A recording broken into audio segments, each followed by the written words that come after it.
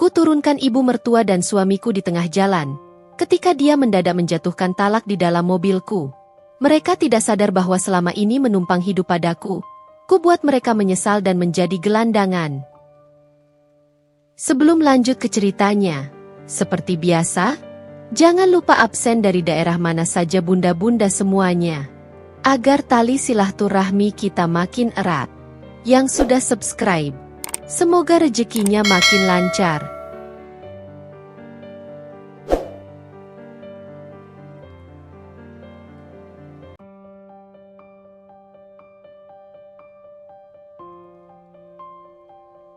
Pagi itu, cahaya matahari menembus tirai tipis apartemenku, menyorot lantai marmer yang selalu kusikat bersih. Aroma teh hangat yang baru kuhidangkan memenuhi ruang tamu, tapi bukan hanya itu yang mengisi udara. Ada ketegangan yang tak terlihat, sesuatu yang menempel di setiap sudut rumah. Aku duduk di sofa, menatap foto-foto keluarga yang terpajang rapi di rak. Senyumku tampak manis di luar, tapi di baliknya tersimpan rasa lelah yang selama ini kubendung. Dari luar, hidupku sempurna. Seorang istri yang tampak harmonis, rumah nyaman, suami sukses, Dimas. Namun siapa yang tahu bahwa di balik fasad itu, ada rahasia yang tak satupun tetangga atau teman kantor tahu? Sejak awal pernikahan, hidupku seakan menjadi penopang bagi keluarga Dimas. Ibu mertuaku, Rahayu, selalu menuntut lebih dari yang mampu kuberikan. Ia sering membandingkan diriku dengan menantu lain, menilai setiap gerakanku, bahkan memberi komentar sinis yang dibungkus dalam kata-kata sopan.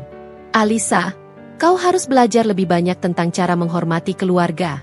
Jangan sampai orang menganggap kau tidak tahu sopan santun, katanya suatu hari sambil menyipitkan mata. Suaranya begitu tajam hingga menembus relung hatiku.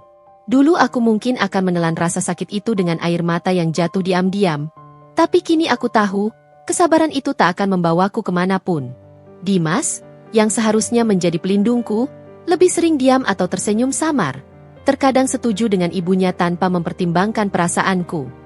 Aku pernah berharap ia akan membela atau setidaknya menunjukkan empati, tapi harapanku kerap pupus begitu saja.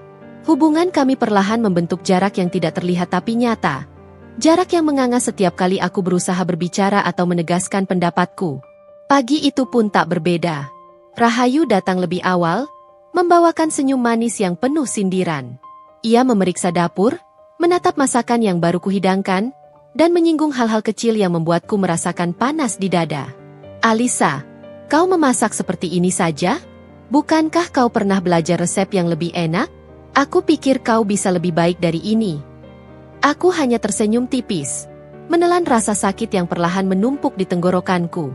Setiap kata dari bibirnya seperti duri yang menusuk, namun aku menahannya. Aku tidak ingin pertengkaran kecil di pagi hari menjadi awal dari konfrontasi besar. Dimas masuk, langkahnya tenang, wajahnya datar tanpa ekspresi. Sudah sarapan? Tanyanya singkat. Aku mengangguk, menahan diri untuk tidak memperlihatkan kejengkelanku. Ia duduk, membuka ponsel, tampak tenggelam dalam dunianya sendiri, seolah tak menyadari betapa memalukannya situasi pagi itu. Kadang aku bertanya-tanya, apakah ia benar-benar mencintaiku atau hanya bertahan karena kebiasaan? Apakah cinta itu hilang? Atau memang tak pernah ada sebagaimana yang aku harapkan? Kehidupan seperti ini, yang tampak harmonis bagi orang lain, perlahan menggerogoti batinku. Aku menanggung sebagian besar biaya rumah, memastikan segala kebutuhan Dimas terpenuhi, merawatnya saat sakit, bahkan memberi kenyamanan bagi ibunya yang seolah tak pernah cukup.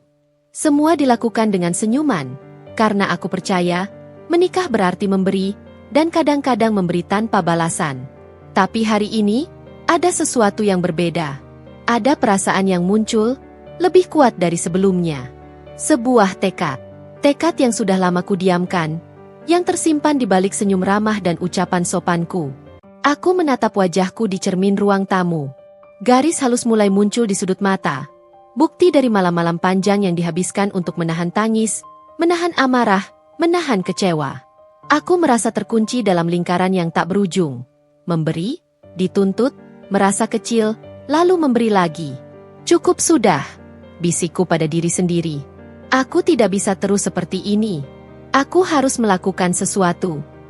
Pikiran itu bukan sekadar keinginan sesaat. Ia sudah tumbuh menjadi rencana yang matang. Aku mulai membayangkan langkah-langkah yang akan kuambil. Bagaimana membuat mereka merasakan apa yang selama ini mereka lakukan padaku. Bagaimana membalikan posisi agar mereka menyadari betapa besar mereka menumpang hidupku. Bayangan itu tidak membuatku senang, tapi memberi energi baru. Perasaan bahwa aku akhirnya memiliki kontrol atas hidupku sendiri. Namun aku tahu, langkah ini tidak akan mudah. Dimas dan ibunya bukan orang yang bisa dihadapi dengan emosi sesaat. Mereka punya cara untuk memutarbalikkan kata-kata, mempermainkan situasi, bahkan membuatku terlihat bersalah di mata orang lain. Aku harus bersiap, memahami setiap langkah, mengantisipasi setiap reaksi mereka. Ini bukan sekadar pertengkaran rumah tangga biasa. Ini tentang harga diri, tentang keadilan yang selama ini terabaikan, tentang kebebasan yang selalu kukorbankan untuk kenyamanan mereka. Pagi itu, di apartemen yang tampak damai, hatiku bergejolak. Senyumku tetap terpasang di wajah, tapi di baliknya ada amarah yang terkendali dan tekad yang bulat. Setiap langkah yang akan kuambil mulai terasa jelas dalam benakku, meskipun aku harus menunggu waktu yang tepat untuk mengeksekusinya. Aku tahu, begitu aku memulai, tidak akan ada jalan kembali. Hari-hari mendatang akan menjadi ujian, penuh ketegangan, kejutan, dan konfrontasi yang bisa mengubah hidupku selamanya. Aku meneguk teh hangatku terakhir, menatap Rahayu yang sibuk mengatur barang-barang di meja, dan Dimas yang asyik dengan ponselnya. Di antara keduanya, aku merasa seperti berada di tengah badai yang tak terlihat. Tapi kali ini, badai itu bukanlah sesuatu yang menakutkan. Ini adalah panggilan untuk bangkit, untuk menuntut keadilan atas hidupku sendiri, untuk membalikan keadaan yang selama ini menindasku. Hari ini mungkin tampak seperti pagi biasa, tapi aku tahu, ini akan menjadi awal dari perubahan besar. Dan di sanalah, di tengah ketenangan yang menipu itu, tekadku mengeras. Aku tidak akan membiarkan mereka terus menumpang hidup padaku. Aku tidak akan menelan semua hinaan dan ketidakadilan ini lebih lama lagi. Sesuatu akan terjadi. Sesuatu yang akan mengubah segalanya. Hari itu, suasana apartemen terasa lebih panas dari biasanya. Rahayu datang seperti biasa, membawa senyum manis yang selalu berhasil membuat bulu kuduku meremang. Aku menyiapkan sarapan, berusaha tetap tenang, tapi ada sesuatu yang berbeda di udara. Sebuah firasat bahwa hari ini akan menjadi awal dari ujian besar yang tak bisa kutunda lagi. Dimas masuk, wajahnya datar, langkahnya santai. Aku memperhatikannya, mencoba membaca ekspresinya, tapi seperti biasa, ia tampak tak terganggu, seolah tidak menyadari ketegangan yang perlahan mengisi ruangan. Rahayu menatapku, kemudian mengedipkan mata seakan menyindir. Alisa, jangan lupa besok kita ada keluarga besar yang datang. Kau pasti ingin tampil sempurna, kan? Ucapnya, dengan nada yang terlalu manis untuk menjadi tulus. Aku hanya tersenyum tipis, menelan rasa kesal. Tapi di dalam hati, ada sesuatu yang mulai meletup. Semua perlakuan yang selama ini kualami, dihina, diatur, dituntut tanpa henti, terasa menumpuk menjadi sebuah energi yang siap meledak. Aku tahu aku tidak bisa lagi bersabar. Setelah sarapan, aku menyiapkan mobil untuk mengantar Rahayu ke pasar. Dimas menunggu di ruang tamu, tampak tidak peduli. Aku membawa Rahayu masuk ke mobil, berusaha tetap ramah, tapi hatiku sudah bulat dengan keputusan yang akan segera kuambil. Dalam perjalanan singkat itu, Rahayu mulai mengeluh, menyinggung cara aku menyetir, bahkan membandingkanku dengan pengemudi lain yang menurutnya lebih baik. Aku menahan napas, mencoba tetap fokus pada jalan. Tapi ketika ia mulai memaki kecil-kecilan dan Dimas hanya tersenyum tipis dari kursi belakang, sesuatu di dalam diriku meledak. Cukup, Bu. Suaraku tiba-tiba terdengar keras, membuat Rahayu terkejut.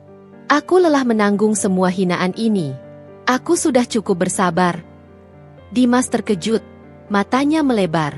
Alisa, santai dulu, katanya, tapi aku tak mendengarkan. Aku menepikan mobil di bahu jalan sepi, pintu mobil terbuka, dan dengan hati-hati aku menatap Rahayu. Naikkan rasa hormatmu pada orang yang menanggung hidupmu sendiri. Aku sudah muak. Rahayu terdiam, matanya terpaku pada wajahku, tidak percaya dengan perubahan sikap yang baru saja muncul. Aku menatap Dimas, yang masih terlihat bingung, dan kemudian menatap ibunya lagi. Kalian sudah menumpang hidup padaku terlalu lama. Mulai hari ini, aku akan membuat kalian merasakan seberapa berat hidup tanpa apapun. Aku tidak akan menanggung kalian lagi. Ucapku dengan nada yang tegas, suara penuh kemarahan dan tekad. Rahayu dan Dimas hanya terdiam. Tidak menyangka aku akan bertindak sejauh ini. Aku merasa lega, meski hati berdebar kencang. Dengan satu gerakan, aku menunjuk ke jalanan di depan. Turun sekarang juga, perintahku. Rahayu terkejut, suaranya terdengar gemetar. Alisa, apa maksudmu? Di mana aku harus pergi? Di jalan. Aku tidak akan membawa kalian lagi. Kalian bisa mencari cara sendiri, jawabku tegas. Dimas mencoba menahan situasi, tapi aku sudah terlalu jauh untuk mundur. Aku melihat sekilas ekspresi campur aduk di wajahnya. Marah, bingung, bahkan ada sedikit ketakutan. Saat itulah, tanpa aba-aba, Dimas mengeluarkan kata-kata yang mengejutkanku. Aku menjatuhkan talak, ucapnya pelan, dengan nada yang seperti menamparku lebih keras daripada kata-kata Rahayu. Rasa dunia serasa runtuh seketika. Jantungku berdetak cepat, campuran antara kaget, marah, dan lega yang aneh. Dimas tampak bingung dengan ucapannya sendiri, sementara Rahayu hanya menatap kami berdua dengan mata terbelalak, tidak mengerti apa yang baru saja terjadi. Aku menarik napas dalam, menatap mereka dengan mata yang menyala. Kalau begitu, kalian berdua sekarang resmi tidak ada hubungan dengan aku lagi, kataku, suaraku tegas tapi tenang, menandai awal dari perubahan besar. Aku akan membuat kalian merasakan sendiri hidup tanpa aku. Kalian tidak akan lagi menumpang hidupku. Rahayu mencoba menangkis, mencoba berbicara, tapi aku menutup pintu mobil dengan tegas. Aku merasa dunia seakan berhenti sejenak. Hanya ada aku, mereka, dan rasa kebebasan yang baru mulai mengalir di nadiku. Keputusan ini bukan impulsif, tapi hasil dari bertahun-tahun kesabaran yang berujung pada ledakan yang tak bisa ditahan lagi. Saat mobil itu melaju menjauh, meninggalkan Rahayu dan Dimas di pinggir jalan, aku merasa ada campuran perasaan aneh, puas, lega, dan sedikit takut dengan apa yang akan terjadi selanjutnya. Aku tahu, mereka tidak menyadari selama ini mereka menumpang hidupku, dan hari ini aku memberi mereka pelajaran pertama. Ini baru awal dari perjalanan yang akan mengubah hidup kami semua. Dan di sana, di jalan sepi itu, sebuah babak baru dimulai. Babak di mana Alisa tidak lagi menjadi istri yang pasrah, melainkan pengendali nasibnya sendiri, memimpin hidupnya dengan tekad yang membara dan keberanian yang tak tergoyahkan. Konflik yang selama ini tersimpan mulai meledak, dan tidak ada jalan kembali dari titik ini. Keesokan harinya, apartemen terasa hampa. Sunyi yang biasanya menenangkan kini justru menimbulkan ketegangan baru di hatiku. Rasa lega dari keputusan kemarin masih mengalir dalam nadiku, tapi aku juga sadar bahwa badai yang kubuka belum selesai. Dimas dan ibunya kini berada di dunia yang kuatur sendiri, dunia tanpa kenyamanan yang selama ini mereka nikmati, dan aku harus bersiap menghadapi setiap kemungkinan reaksi mereka. Telepon berdering beberapa kali di pagi itu. Aku sengaja tidak mengangkatnya, membiarkan suara dering itu hilang tanpa jawaban. Aku tahu itu pasti Dimas atau Rahayu. Mungkin keduanya mencoba menghubungiku dengan nada protes dan kebingungan. Aku duduk di sofa, menatap jendela, menunggu saat yang tepat untuk memulai babak baru dari strategi yang sudah kucanangkan sejak lama. Selama ini, aku diam, menahan sakit, tapi sekarang aku memegang kendali. Aku tidak akan membiarkan mereka menumpang hidupku lebih lama lagi. Sekitar pukul 10 pagi, suara ketukan di pintu terdengar pelan tapi keras di telingaku. Aku membuka pintu dan menemukan Rahayu berdiri di sana. Wajahnya merah, mata berkaca-kaca, tapi ada keteguhan yang aneh dalam geraknya. Ia membawa beberapa tas belanja seadanya, tampak seperti orang yang baru tersadar bahwa hidup tidak selalu mudah. Alisa, tolong, aku tidak tahu harus kemana. Suaranya gemetar, mencoba terdengar lembut namun jelas terdengar panik. Aku menatapnya tanpa ekspresi, menahan godaan untuk menenangkan dirinya. Ini adalah momen di mana ia harus merasakan sendiri betapa kerasnya dunia tanpa sandaran yang selama ini kuberi. Ini hidupmu sekarang, Bu, jawabku datar. Kalian harus belajar mandiri. Tidak ada lagi yang akan menanggung kalian. Kalian harus mencari cara sendiri. Rahayu menunduk, matanya berkaca-kaca, tapi aku tidak mengalah. Aku membiarkannya berdiri di ambang pintu, memikirkan kenyataan pahit yang baru saja menyadarnya bahwa selama ini hidupnya terlalu nyaman di atas penderitaan orang lain. Tak lama kemudian, Dimas muncul, wajahnya lebih pucat dari biasanya. Ada campuran rasa malu, marah, dan ketidakmengertian dalam pandangannya. Ia mencoba berkata-kata, namun aku memotongnya sebelum ia sempat mengurai alasan atau permintaan maaf. Tidak ada lagi kata-kata. Dimas, semua yang kau tahu tentang mengandalkan orang lain sudah selesai. Sekarang kau harus menghadapi konsekuensi dari pilihanmu sendiri. Suaraku tenang tapi menohok, menembus keheningan yang menggantung di antara kami. Dimas menatapku, matanya berkilat, seakan mencoba mencari celah untuk memutarbalikkan keadaan. Tapi aku sudah bersiap. Selama bertahun-tahun aku diam, menahan perasaan, merencanakan langkah demi langkah. Aku tahu bagaimana menghadapi pria seperti Dimas, yang terbiasa mendapat segalanya dengan mudah, yang jarang dihadapkan pada kenyataan pahit. Hari ini, kenyataan itu menimpanya dengan keras. Aku mulai menata langkah-langkah strategiku. Pertama, aku harus memisahkan mereka dari sumber kenyamanan yang selama ini mereka nikmati, aku sendiri. Semua kebutuhan rumah, makanan, dan kenyamanan sehari-hari yang dulu otomatis tersedia kini, menjadi sesuatu yang harus mereka cari sendiri. Aku melihat Rahayu menatap dapur dengan mata yang penuh kebingungan. Ia tidak tahu bagaimana memulai semuanya tanpa bantuan orang lain. Aku merasa sedikit puas, tapi tetap mengendalikan emosiku agar tidak terlihat terlalu senang. Hari itu kulalui dengan cermat, memastikan setiap gerakanku menjadi bagian dari rencana yang lebih besar. Aku menelepon beberapa rekan kerja lama, mengatur beberapa proyek pribadi yang sudah lama tertunda, dan memanfaatkan kesempatan ini untuk menegaskan independensiku. Semua langkah ini tidak hanya untuk menunjukkan kekuatan, tapi juga sebagai pengingat bagi Dimas dan Rahayu bahwa mereka tidak lagi bisa menumpang hidup padaku. Malamnya, Dimas mencoba mendekatiku, kali ini dengan nada yang lebih tenang, tapi ada ketegangan yang jelas di suaranya. "Alisa, aku tahu aku salah, tapi tolong, kita bicara," katanya pelan. Aku menatapnya, menimbang kata-katanya, tapi hatiku sudah bulat. Tidak ada kompromi untuk kesalahan yang telah bertahun-tahun menumpuk. Aku harus memastikan ia benar-benar memahami konsekuensi dari sikapnya. Tidak ada lagi pembicaraan. "Dimas," jawabku tegas. "Kalian sudah menumpang hidup padaku terlalu lama. Sekarang kalian harus merasakan sendiri apa artinya menghadapi dunia tanpa sandaran. Tidak ada lagi yang akan menanggung kalian." Suaraku dingin tapi penuh tekad. Aku menatap matanya, memastikan setiap kata yang keluar dari mulutku tertanam dalam ingatannya. Rahayu mencoba menyela, mencoba memutarbalikkan situasi, menuduhku kejam, tapi aku tidak menghiraukannya. Aku tahu, semua tangisan dan protesnya hanyalah refleksi dari kenyamanan yang hilang. Aku membiarkan mereka merasakan rasa lapar, dingin, dan kebingungan. Karena inilah pelajaran pertama yang mereka perlukan untuk menghargai orang yang selama ini menanggung hidup mereka.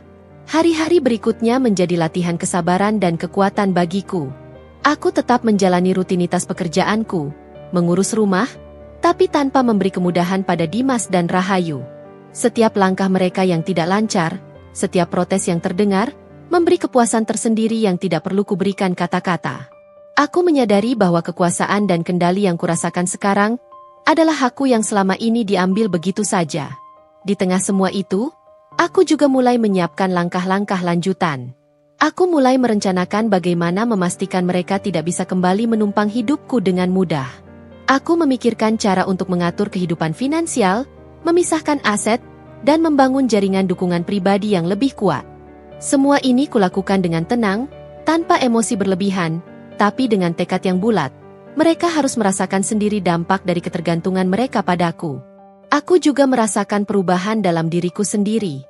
Dari seorang istri yang selama ini pasrah, aku menjadi sosok yang lebih tegas, berani, dan mandiri. Aku mulai menegaskan batasan-batasan, menolak segala tuntutan yang tidak masuk akal, dan menempatkan diri di posisi yang seharusnya, pengendali hidupku sendiri. Malam itu, aku duduk di balkon, menatap kota yang bersinar dari kejauhan. Hati dan pikiranku masih penuh ketegangan, tapi ada rasa lega yang luar biasa. Aku tahu perjalanan ini baru dimulai, dan badai yang kubuka akan membawa banyak kejutan. Dimas dan Rahayu mungkin akan mencoba melawan, tapi aku siap menghadapi mereka. Aku siap menghadapi setiap langkah mereka, setiap kata, setiap tatapan. Dan di sanalah, di bawah cahaya lampu kota yang redup, aku menyadari satu hal penting. Untuk pertama kalinya dalam hidupku, aku benar-benar bebas menentukan jalan hidupku sendiri. Tidak ada lagi ketergantungan, tidak ada lagi hinaan yang ditelan diam-diam. Semua yang kulakukan sekarang adalah untuk menegakkan harga diri, keadilan, dan kebebasan yang selama ini kukorbankan. Hari-hari mendatang akan menjadi medan perang kecil di antara kami, tapi aku tahu satu hal pasti, aku tidak akan menyerah. Strategi dan tekadku akan terus berjalan, memastikan bahwa Dimas dan Rahayu merasakan sendiri kenyataan pahit yang selama ini aku tahan. Aku siap menghadapi badai yang lebih besar, karena kali ini aku bukan lagi korban. Aku adalah pengendali nasibku sendiri, dan tidak ada yang bisa menghentikanku. Hari itu terasa berbeda sejak pagi. Udara apartemen seakan dipenuhi ketegangan yang tak terlihat, tapi sangat terasa di setiap langkah dan tatapan. Dimas dan Rahayu sudah berada di luar rumah sejak beberapa jam yang lalu, berusaha mencari cara untuk bertahan hidup sendiri. Aku duduk di ruang tamu, memegang secangkir kopi, menatap kosong keluar jendela. Di balik ketenangan itu, hatiku berdegup cepat karena aku tahu hari ini akan menjadi titik di mana semuanya berubah lebih dramatis. Sekitar pukul 10, telepon berdering tanpa henti. Aku sengaja tidak mengangkatnya, membiarkan mereka menunggu frustrasi, merasakan ketidakpastian yang selama ini kubiarkan tak mereka rasakan. Jam demi jam berlalu, dan aku mulai melihat dampak dari langkahku kemarin. Rahayu menghubungi tetangga untuk mencari bantuan, sementara Dimas tampak bingung, mencoba menghubungi teman-temannya. Setiap usaha mereka untuk kembali ke kenyamanan yang biasa mereka nikmati selalu gagal, dan itu memberiku kepuasan aneh yang sulit dijelaskan. Tak lama kemudian, suara ketukan keras terdengar di pintu. Aku membuka pintu dan menemukan Rahayu berdiri di sana. Wajahnya pucat, mata merah karena menangis, dan bibirnya gemetar.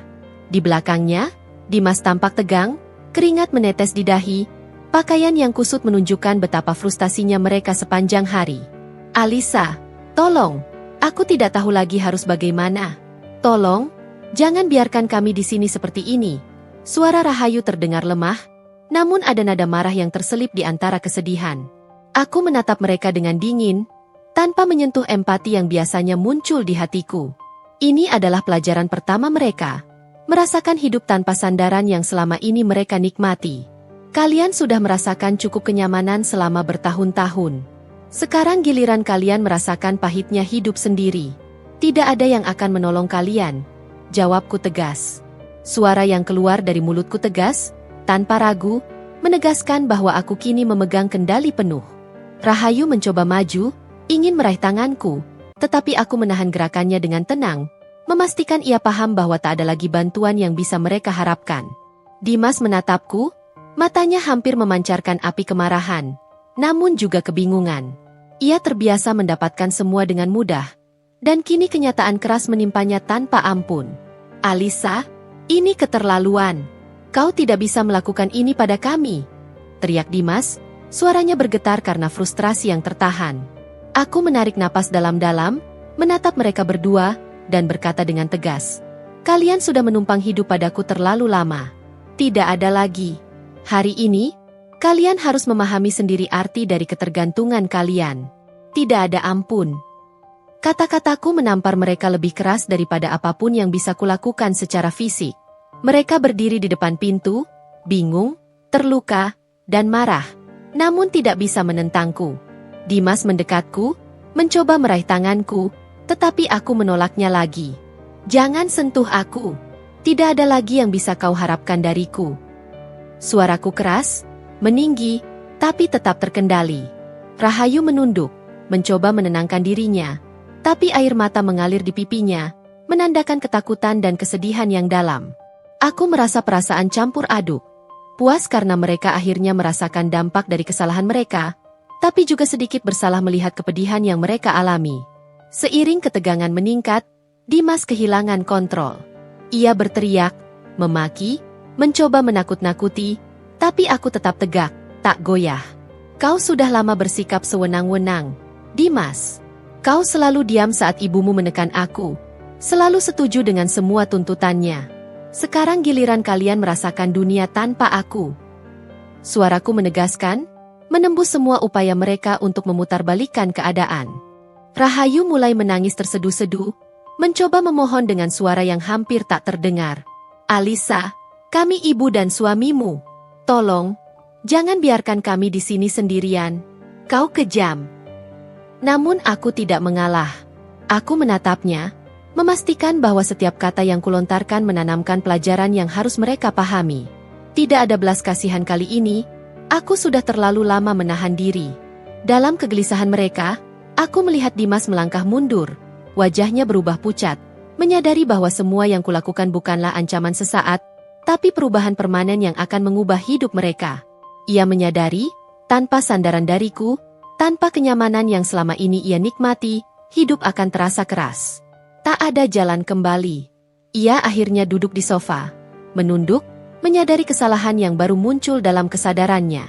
Rahayu merangkak di lantai, mencoba merapikan barang-barang mereka, tampak frustasi dan putus asa. Aku tetap berdiri, menatap dari jarak jauh, menahan godaan untuk menenangkan mereka.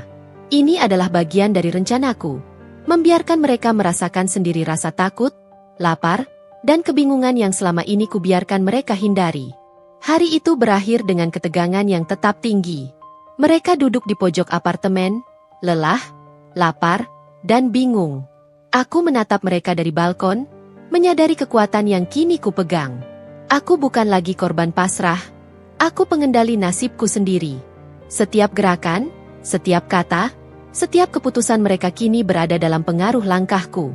Aku merasa lega, tapi juga sadar bahwa badai yang sesungguhnya belum berakhir. Malam itu, aku duduk di sofa ruang tamu, menatap kota yang bersinar, merasakan kombinasi lega, tegang, dan puas yang sulit dijelaskan. Aku tahu langkahku ini akan memicu konflik lebih besar di hari-hari mendatang, tapi aku siap. Dimas dan Rahayu mungkin akan mencoba melawan, tapi aku sudah mempersiapkan strategi lanjutan. Mereka harus merasakan sendiri kenyataan pahit yang selama ini aku tahan. Di bawah cahaya lampu kota yang redup, aku tersenyum tipis. Pertarungan emosional yang sesungguhnya baru saja dimulai. Aku menyadari satu hal. Untuk pertama kalinya dalam hidupku, aku benar-benar memiliki kendali. Tidak ada lagi ketergantungan, tidak ada lagi hinaan yang harus ditelan diam-diam. Aku adalah Alisa yang baru, tegas, mandiri, dan siap menghadapi semua badai yang menghadang. Hari itu terasa seperti badai yang mengguncang seluruh apartemen. Sejak pagi, ketegangan yang tertahan selama beberapa hari mulai meletup menjadi pertarungan emosional yang tidak lagi bisa ditahan. Dimas dan Rahayu telah mencoba berbagai cara untuk kembali ke kenyamanan yang selama ini mereka nikmati, namun semua usaha itu sia-sia. Aku duduk di ruang tamu, menatap mereka dari kejauhan, memegang secangkir teh hangat, merasakan adrenalin yang mengalir deras di nadiku. Aku tahu hari ini akan menjadi titik di mana semua yang kubangun dalam beberapa hari terakhir akan diuji secara maksimal. Dimas masuk lebih awal, wajahnya memerah, mata berbinar dengan kemarahan dan frustrasi yang menumpuk. Ia mencoba mendekatiku, langkahnya tegas, suaranya meninggi. Alisa, ini sudah keterlaluan. Kau pikir kau bisa mengendalikan kami seperti boneka? Teriaknya, suaranya menggema di ruang tamu yang sunyi. Aku tetap tenang, menatapnya lurus ke mata, seakan membaca setiap niat tersembunyi di balik kemarahannya. Rahayu berdiri di belakang Dimas, wajahnya pucat, tangan gemetar menahan marah dan putus asa. Alisa, ini tidak adil. Kau ibu dan suamiku. Kau tidak bisa bersikap seperti ini. Suaranya terdengar bergetar, namun keras, menambah intensitas ketegangan di ruangan. Aku menarik napas, menegaskan tekadku. Ini bukan tentang siapa yang lebih kuat atau lebih berhak menang dalam pertengkaran. Ini tentang keadilan, tentang harga diri yang selama ini diinjak-injak, tentang batas yang harus mereka pahami. Dimas maju, mencoba meraih tanganku, namun aku menolaknya dengan tegas. Jangan sentuh aku. Tidak ada lagi yang bisa kau harapkan dariku. Suaraku meninggi, penuh dengan kemarahan yang terkendali. Ia terhenti, matanya melebar, dan seketika ia sadar bahwa tidak ada lagi jalan kembali ke posisi lama. Semua yang selama ini ia anggap mudah kini terasa berat, dan rasa frustrasi itu membuatnya semakin gelisah. Rahayu mencoba menyerang emosiku dengan kata-kata pedas. Kau kejam, Alisa. Kau tidak tahu apa artinya keluarga. Kau tidak pantas menjadi istri atau menantu kami. Namun aku tidak tergoyahkan. Aku menatapnya dengan dingin, memastikan setiap kata yang kuucapkan menembus pertahanan mereka. Ini bukan tentang kejam atau tidak. Ini tentang kalian merasakan sendiri apa yang telah kalian lakukan padaku selama bertahun-tahun. Tidak ada lagi toleransi, jawabku tegas. Suara yang keluar meninggi, bergema, dan meninggalkan jejak ketegangan yang sulit diabaikan. Ketegangan mencapai puncaknya ketika Dimas kehilangan kontrol sepenuhnya. Ia mulai mendorongku, mencoba memaksa untuk memutarbalikkan keadaan. Aku terkejut sejenak, tapi segera menguatkan diri. Tangan kami bertemu dalam dorongan fisik yang singkat tapi intens. Aku menahan tubuhku agar tidak terjatuh, menatap matanya dengan api yang menyala. Dimas, berhenti. Kau tidak akan pernah mengendalikan aku lagi. Teriakku, suaraku bergetar karena adrenalin dan kemarahan. Ia terhenti, tercengang, menyadari kekuatan baru yang muncul dalam diriku. Rahayu terhuyung ke belakang, berteriak marah sekaligus takut. Alisa, kau sudah terlalu jauh. Apa yang kau lakukan ini memalukan. Aku tidak menoleh, menahan diri dari emosi yang ingin meluap, memastikan setiap langkah dan kata tetap dalam kendali strategi yang kubuat.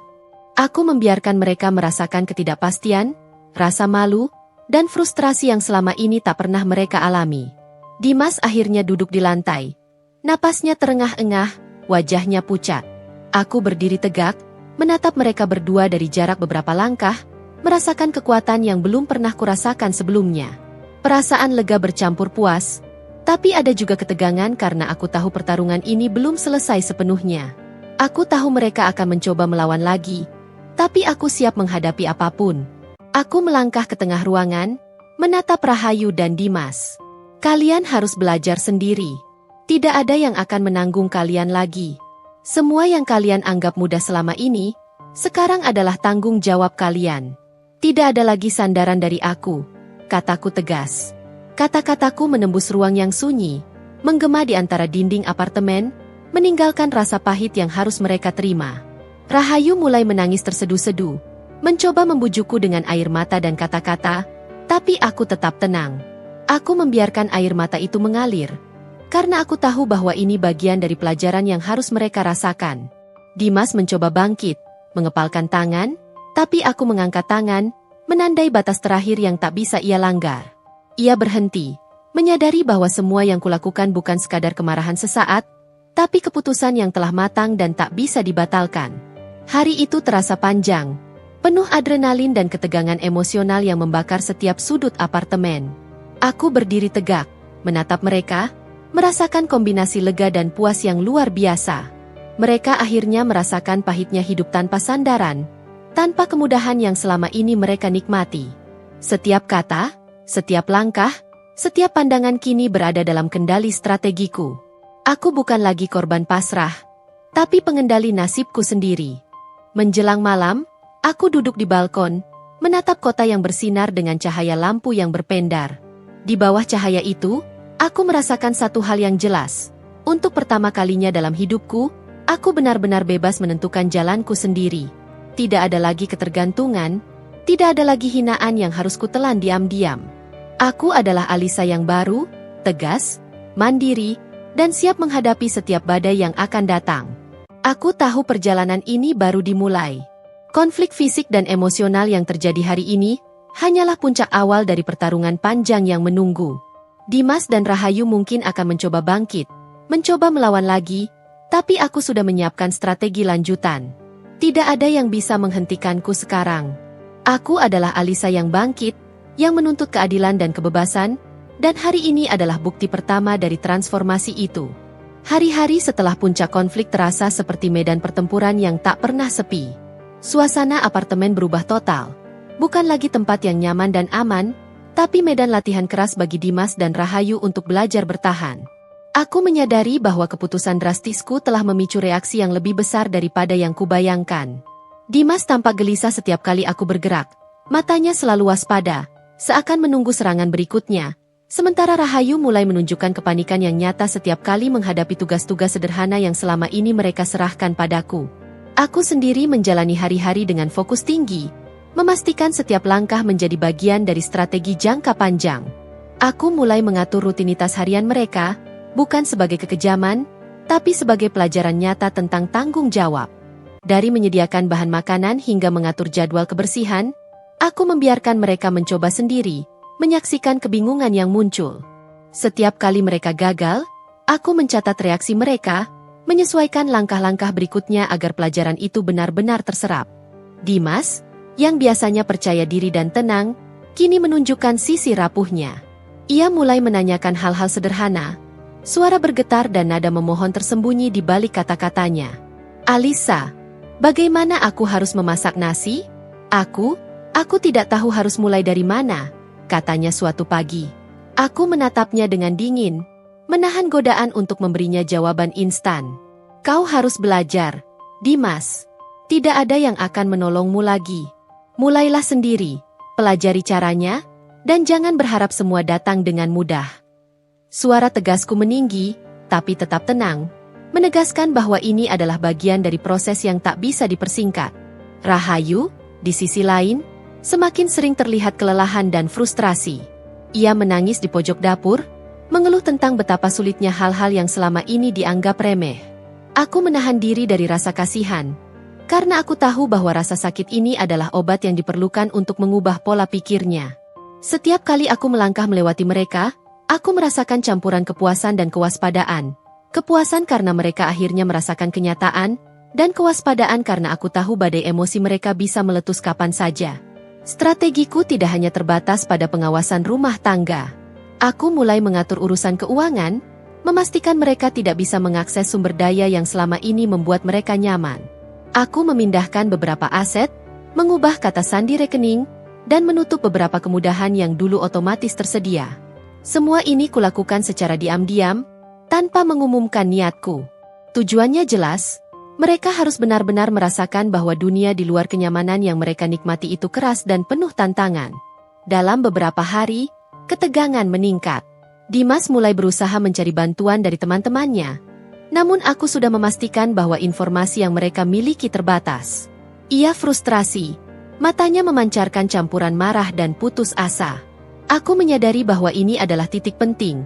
Ia harus belajar menghargai setiap usaha yang kulakukan selama ini, dan sekarang ia harus berjuang sendiri untuk mendapatkan apa yang dulu ia anggap mudah. Rahayu mulai menyadari dampak tindakannya sendiri. Ia mencoba menuntut belas kasihan, tetapi setiap permintaan selalu aku tolak dengan tegas. "Ini bukan soal belas kasihan, Bu. Ini soal kalian merasakan sendiri akibat dari ketergantungan dan perilaku kalian selama ini," ucapku suatu sore, menatapnya lurus ke mata. Suaraku tegas, namun tanpa kebencian. Aku ingin mereka memahami, bukan sekadar merasa takut. Aku juga mulai memperhatikan dinamika baru di antara mereka. Dimas yang biasanya dominan kini sering mengikuti arahan Rahayu, menunjukkan ketergantungan yang sebelumnya tak pernah terlihat. Rahayu, yang semula hanya mengandalkan status sebagai ibu dan menantu, mulai bernegosiasi, belajar kompromi, dan mencoba beradaptasi. Semua ini kulihat sebagai kemenangan kecil dari strategiku, tanda bahwa perubahan perlahan mulai terjadi. Malamnya, aku duduk sendiri di balkon, menatap lampu-lampu kota yang berpendar.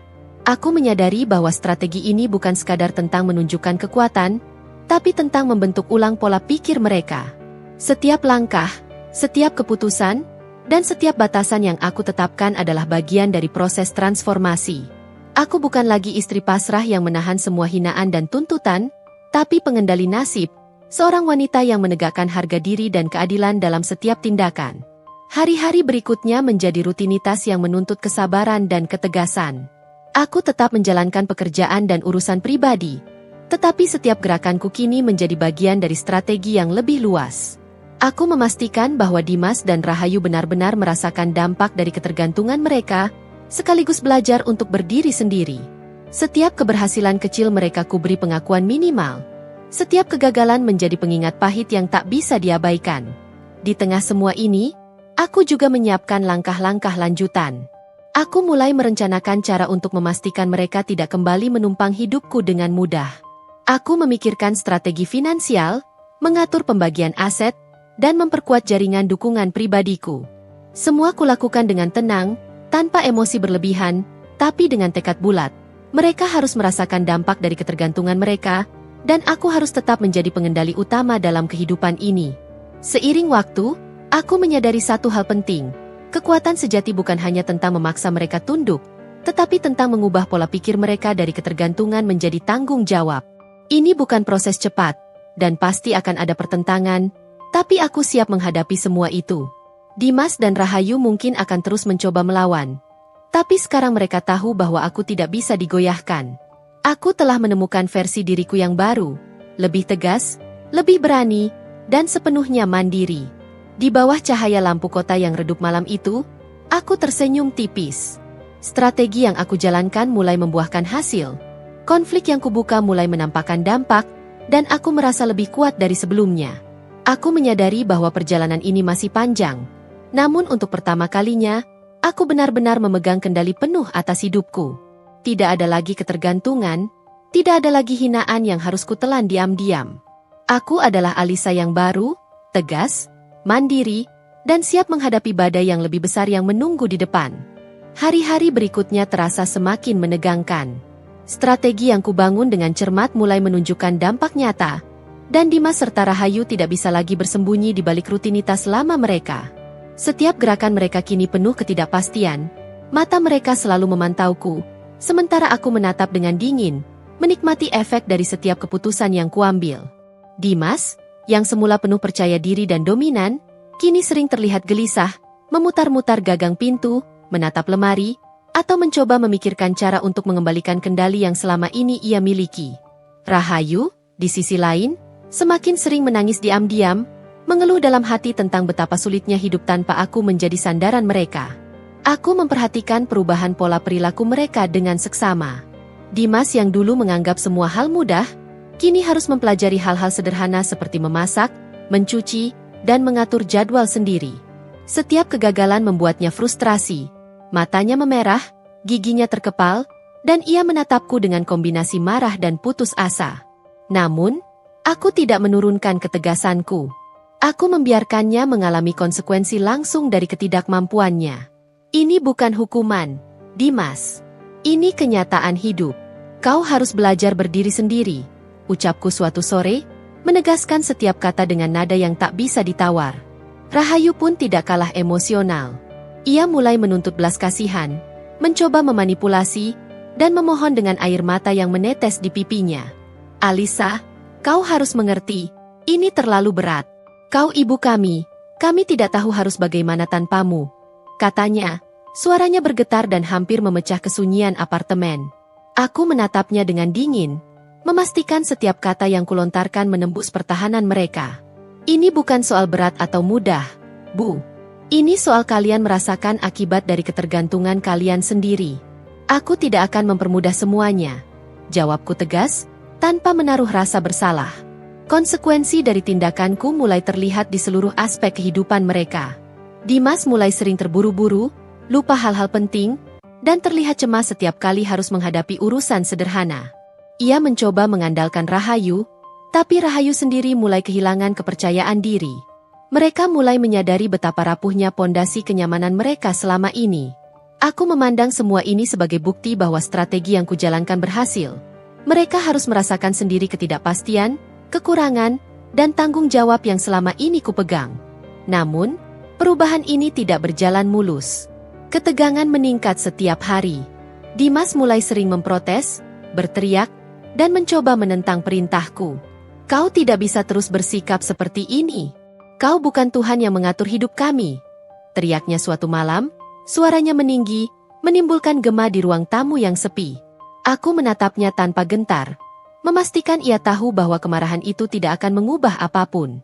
Aku bukan Tuhan, tapi aku yang menanggung semua ketergantungan kalian selama bertahun-tahun. Sekarang giliran kalian merasakan akibatnya.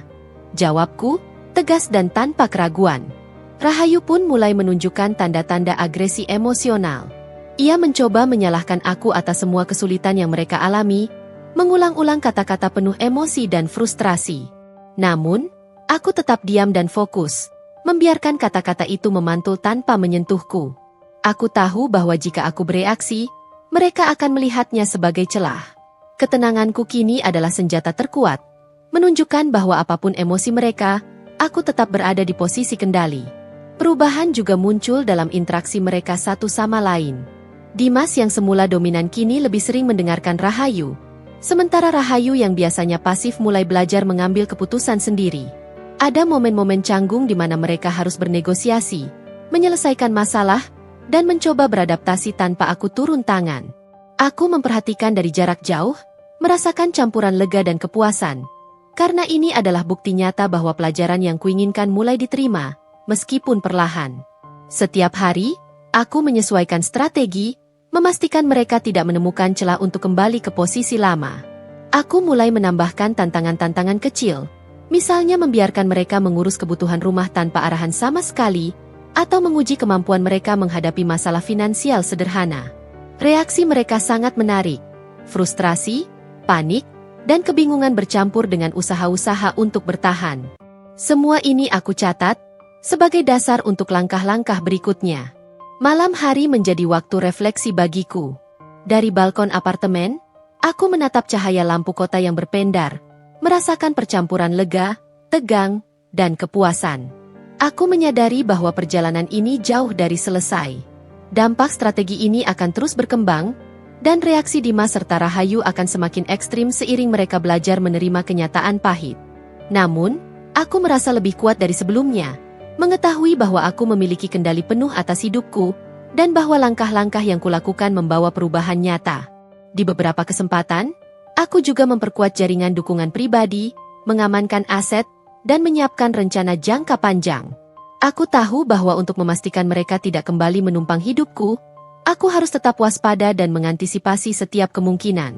Strategi ini bukan sekadar tentang menunjukkan kekuatan, tapi tentang menciptakan perubahan permanen dalam pola pikir mereka. Aku tidak ingin mereka hanya takut. Aku ingin mereka belajar menghargai tanggung jawab dan konsekuensi. Dampak dari tindakan ini mulai dirasakan juga dalam hubungan mereka. Ketergantungan yang sebelumnya tak terlihat kini memunculkan konflik internal, rasa frustrasi, dan ketegangan yang nyata. Mereka mulai saling menuntut, mencari-cari kesalahan satu sama lain, dan mencoba mengalihkan perhatian dari kenyataan pahit yang harus mereka terima. Semua ini kulihat sebagai indikator keberhasilan strategiku. Malam itu, aku duduk sendiri di ruang tamu, menatap kota yang berpendar, merasakan satu hal yang jelas. Aku adalah pengendali nasibku sendiri. Dimas dan Rahayu mungkin akan terus berusaha melawan, tapi aku sudah siap menghadapi setiap tantangan yang muncul. Aku telah menemukan versi diriku yang baru, tegas, mandiri, dan tak tergoyahkan. Aku tahu perjalanan ini masih panjang, namun untuk pertama kalinya, aku benar-benar memegang kendali penuh atas hidupku. Tidak ada lagi ketergantungan, tidak ada lagi hinaan yang harus kutelan diam-diam. Aku adalah Alisa yang baru, yang siap menghadapi badai yang lebih besar, dengan strategi matang dan tekad bulat yang tak akan tergoyahkan. Suasana apartemen mulai berubah menjadi medan pertempuran emosional yang penuh ketegangan. Setiap langkahku kini diikuti dengan pandangan waspada Dimas, sementara Rahayu terlihat semakin gelisah, sering mengeluh dalam hati atau menangis diam-diam saat menghadapi tugas-tugas sehari-hari. Strategi yang kubangun perlahan-lahan mulai menunjukkan hasil nyata. Mereka harus menghadapi kenyataan pahit tanpa sandaran yang selama ini mereka nikmati. Dimas, yang dulu selalu percaya diri, kini sering terlihat kebingungan, menatap benda-benda sederhana seperti kompor atau lemari dengan ketakutan yang belum pernah kulihat sebelumnya.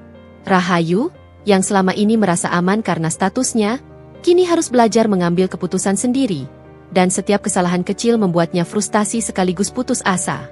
Aku menyadari bahwa konflik ini bukan sekadar tentang siapa yang menang atau kalah, tapi tentang transformasi mereka dari ketergantungan menjadi tanggung jawab. Setiap hari, aku menambahkan lapisan strategi baru, tantangan-tantangan kecil yang memaksa mereka berpikir, belajar, dan bertindak tanpa aku menuntun secara langsung.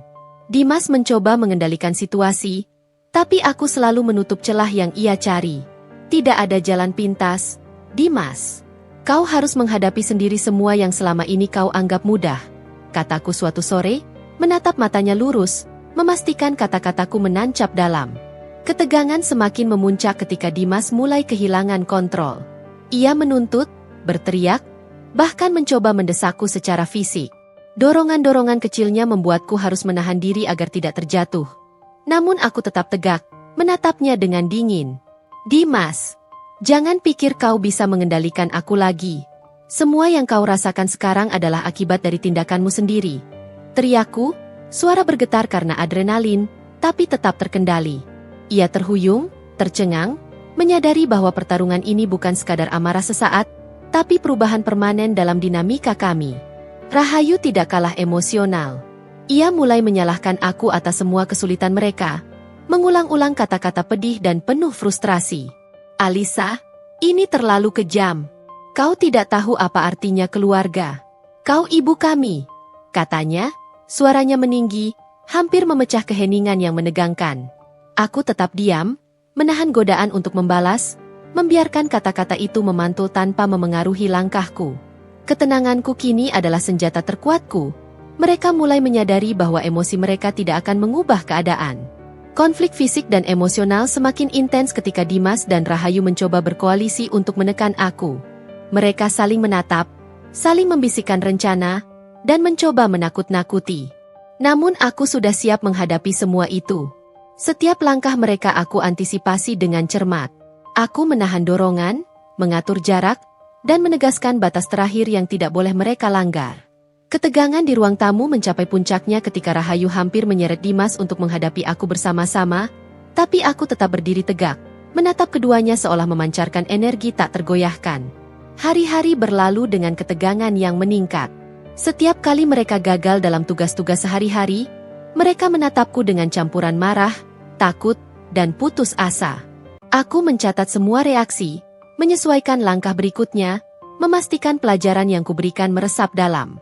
Dimas, yang semula selalu ingin menjadi dominan, kini mulai mengikuti arahan Rahayu, sementara Rahayu, yang dulunya pasif, mulai menunjukkan kemampuan memimpin. Dinamika baru ini menarik perhatianku, perubahan perlahan tapi pasti sedang terjadi. Aku juga mulai menambahkan tantangan baru yang lebih kompleks. Aku membiarkan mereka mengatur keuangan sehari-hari tanpa bantuan, menyiapkan makanan, dan menyelesaikan masalah rumah tangga yang biasanya aku tangani. Ketika mereka gagal, frustrasi mereka memuncak, sering memunculkan pertengkaran kecil di antara mereka sendiri. Aku mengamati dari jarak jauh, merasakan kombinasi lega dan puas. Setiap konflik yang muncul adalah indikator bahwa pelajaran mereka mulai diterima, meskipun belum sepenuhnya. Suatu malam, konflik mencapai titik ekstrim. Dimas mencoba melawan fisik lagi, mendorongku dengan kemarahan yang tak terkendali. Aku menahan dorongan itu, menjaga keseimbangan, dan menatapnya dengan mata yang membara. Dimas, ini terakhir kalinya kau mencoba mengendalikan aku. Semua yang terjadi sekarang adalah konsekuensi pilihanmu sendiri. Teriakku, suaraku bergema, menembus seluruh apartemen. Ia mundur, wajahnya pucat, menyadari bahwa segala usaha untuk kembali ke posisi lama kini sia-sia. Rahayu, yang melihat Dimas kehilangan kendali, mulai menangis terseduh-seduh, memohon dan mencoba membujukku. Namun aku tetap teguh, menahan diri dari simpati yang bisa melemahkan posisiku. Aku tahu bahwa untuk mengubah pola pikir mereka, aku harus tetap konsisten dan tidak boleh tergoda untuk menurunkan standar. Setiap kata yang kulontarkan adalah pelajaran, setiap gerakan adalah strategi, dan setiap batasan yang aku tetapkan menegaskan siapa yang memegang kendali. Konsekuensi dari semua ini mulai terasa lebih luas. Ketergantungan yang dulu tak terlihat kini muncul ke permukaan, menimbulkan konflik internal dan ketegangan yang nyata di antara mereka. Mereka mulai mencari-cari kesalahan satu sama lain, mencoba mengalihkan perhatian dari rasa malu dan frustrasi yang mereka alami. Aku memperhatikan dengan seksama, mencatat setiap reaksi, dan merencanakan langkah berikutnya untuk memastikan perubahan ini bertahan lama. Malam itu, setelah semua pertarungan dan konflik emosional, aku duduk sendiri di balkon apartemen. Cahaya lampu kota yang berpendar memantul di wajahku, dan aku merasakan kombinasi lega, tegang, dan kepuasan. Strategi yang aku jalankan mulai menampakkan hasil. Konflik yang kubuka menghasilkan dampak nyata, dan aku menyadari bahwa aku telah menjadi versi diriku yang baru, lebih tegas, lebih mandiri, dan tak tergoyahkan. Aku tahu perjalanan ini masih panjang. Dimas dan Rahayu mungkin akan terus mencoba melawan. Tapi sekarang mereka tahu bahwa aku tidak bisa digoyahkan. Aku telah menemukan kekuatan baru, kemampuan untuk mengendalikan nasibku sendiri, dan tekad untuk tetap berada di posisi puncak kendali. Aku adalah Alisa yang bangkit, yang menuntut keadilan dan kebebasan, Dan setiap badai yang datang hanyalah bagian dari ujian untuk membuktikan siapa yang benar-benar mampu bertahan. Hari itu dimulai dengan suasana yang tegang. Lebih tegang daripada hari-hari sebelumnya. Udara di apartemen terasa berat. Seolah menahan setiap napas dan langkah yang dilakukan oleh Dimas dan Rahayu. Mereka berdua masih berusaha menyesuaikan diri dengan rutinitas baru, namun frustrasi dan ketakutan yang tertahan semakin terlihat. Dimas tampak pucat.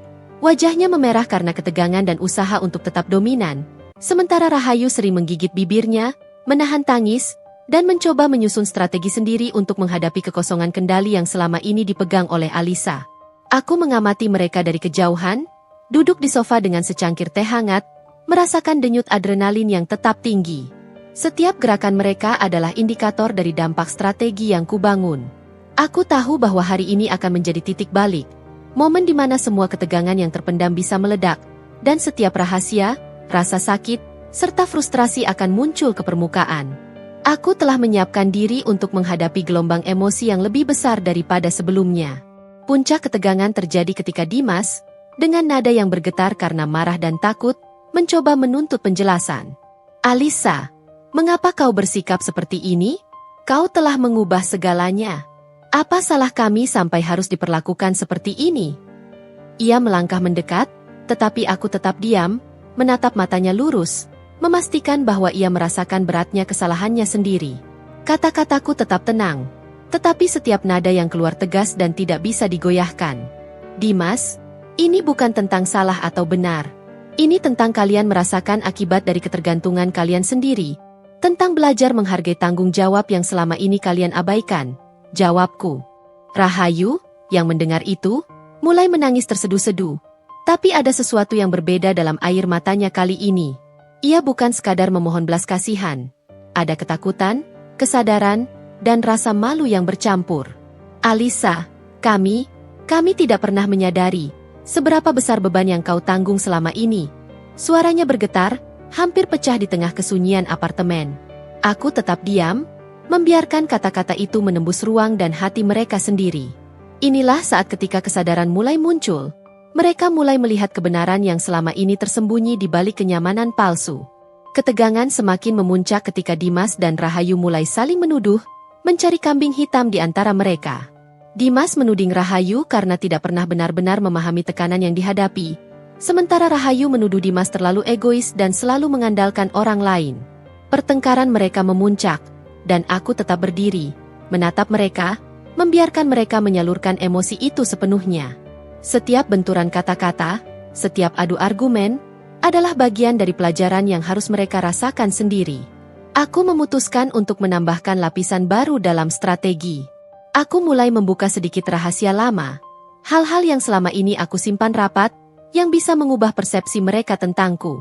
Tanpa emosi berlebihan, aku berkata, "Kalian mungkin tidak tahu, tapi selama bertahun-tahun aku menanggung semua ini sendiri. Tidak ada yang melihat, tidak ada yang peduli, kecuali aku sendiri. Dan sekarang, giliran kalian merasakan apa yang aku rasakan selama ini."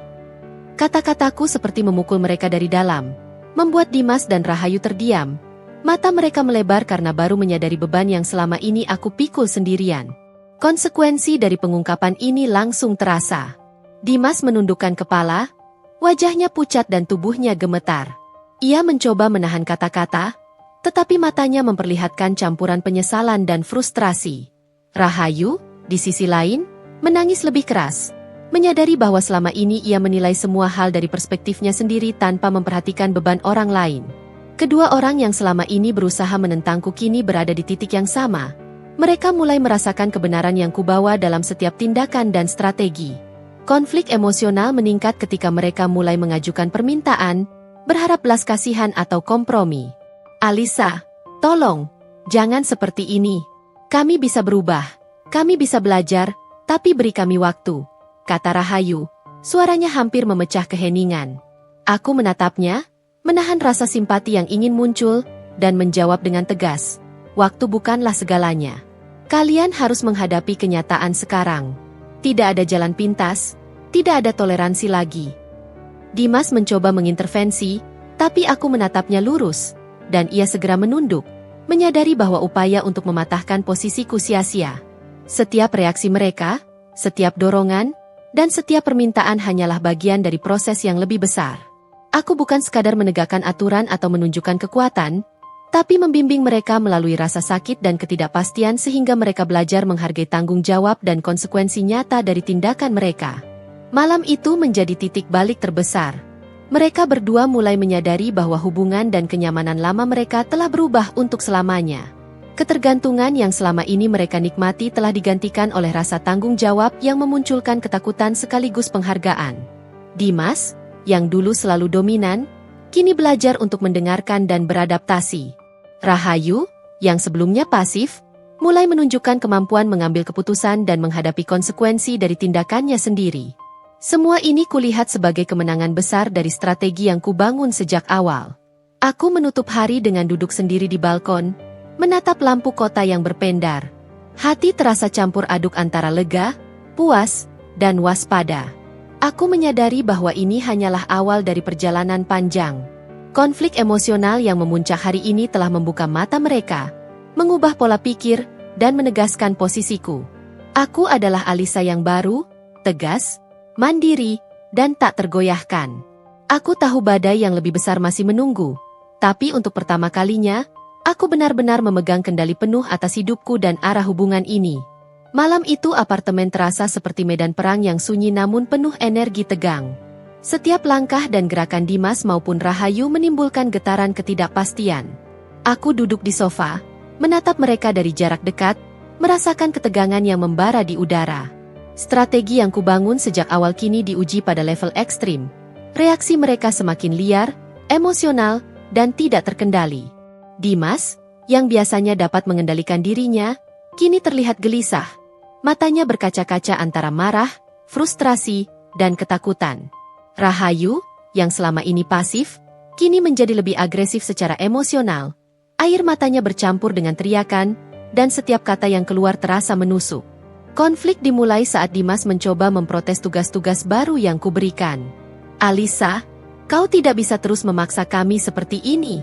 Ini keterlaluan. Teriaknya, tubuhnya menegang, dan tangannya hampir menyentuh meja sebagai tanda frustrasi. Aku tetap duduk tenang, menatap matanya lurus, menahan napas sebentar sebelum menjawab dengan suara yang tegas, namun tetap dingin. Ini bukan soal memaksa, Dimas. Ini soal kalian merasakan akibat dari ketergantungan yang selama ini kalian nikmati. Sekarang giliran kalian menghadapi kenyataan. Nada suaraku seperti palu yang menegaskan bahwa tidak ada ruang untuk kompromi atau simpati.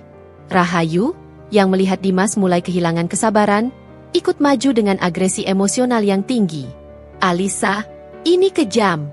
Kau menghancurkan semuanya. Apa yang salah dengan kita sampai harus diperlakukan seperti ini? Tangisnya pecah, suaranya menggema di ruang tamu.